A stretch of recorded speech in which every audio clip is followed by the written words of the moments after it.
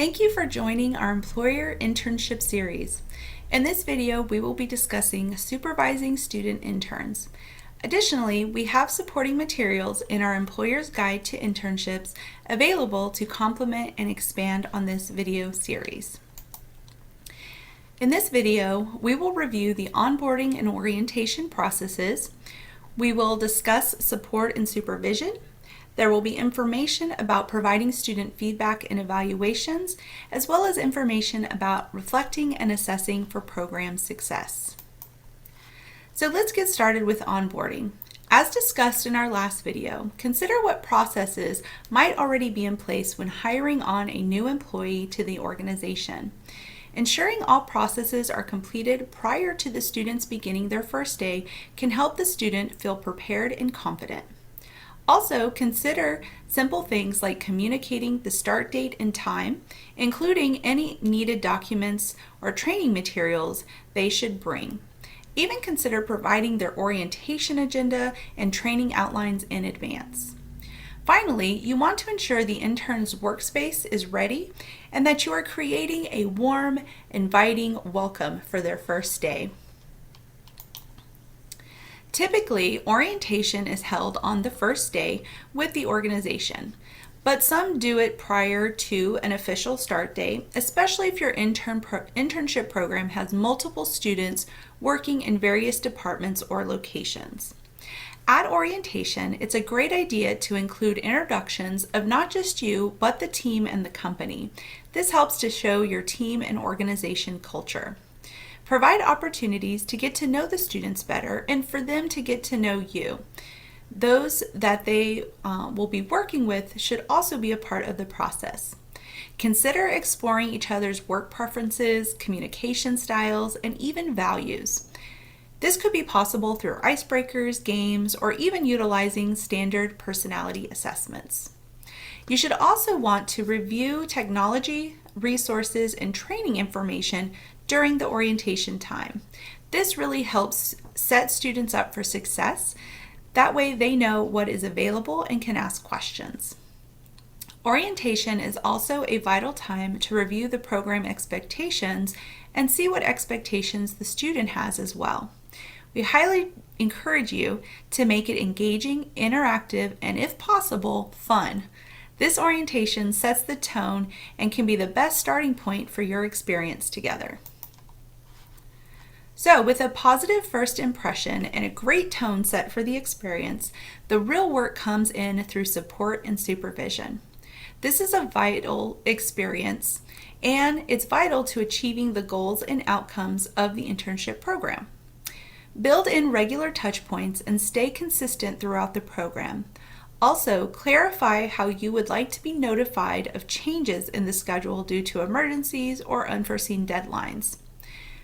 This list contains key considerations when developing this area of your internship program. Supervision is a time to build trust and create structure, not only for your program success, but for the students' growth and learning success.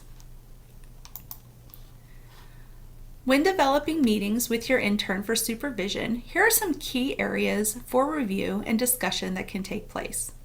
Setting up a structure like this in advance will help your student to be more confident and prepared so you all have meaningful and productive supervision meetings. It's a great idea to have consistent communication and evaluation of the student's progress. It is even more productive to discuss how their work is contributing to the organization and how their own growth and development is going. Discussing growth and development areas is truly where the interns gain the most insight and confidence in their learning experience. Discussing growth areas is not always something, though, that comes naturally or easily to all supervisors. Luckily, it is a skill that can be taught and practiced. We like to suggest utilizing the feedback sandwich, as it provides support and positive discussion, while also addressing concerns in areas for growth. As a supervisor, and especially if you are a supervisor new to student intern supervision, you might want to write out each of these areas in advance of your meeting and practice them. Students really want to do a good job. They want to receive recognition, and they want to constructively learn how to improve. So let's talk about evaluation. It is an important process and aspect of your internship program because any task or project requires consistent updates, improvements, and advancement. It is recommended that you create some sort of evaluation process to determine how that will be delivered. Some formal evaluations entail the student and the supervisor answering the same questions about each other to determine any similarities or gaps. You can also implement more informal evaluations. Typically, simple discussions during supervision times can be used, or you can inquire about your student intern from others. Finally, as this is a learning experience, we recommend allowing time for students to reflect on their internship as a whole. Also, if students are doing the internship for academic course credit, there may be a formal evaluation at midterm and at the closing of the experience or semester. So as I mentioned reflecting, let's dive deeper into what that would look like for your internship program.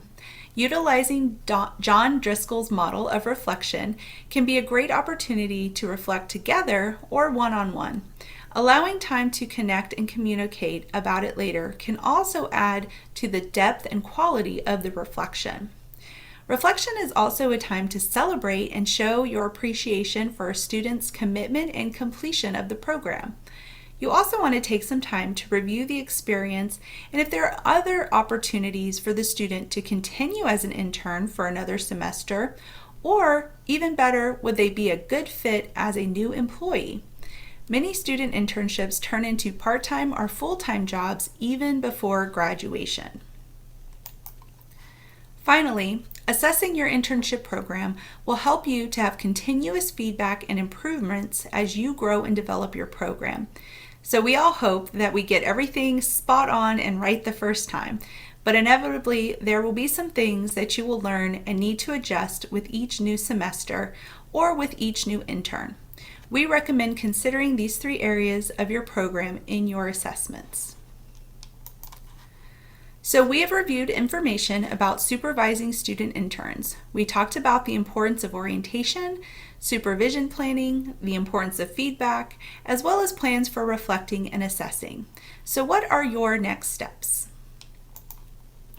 We hope this information has been helpful and that you will please review the Employer's Guide to Internships for more details and expanded processes.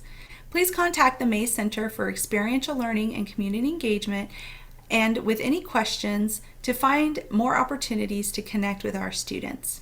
Thank you for your interest in A&M San Antonio student talent.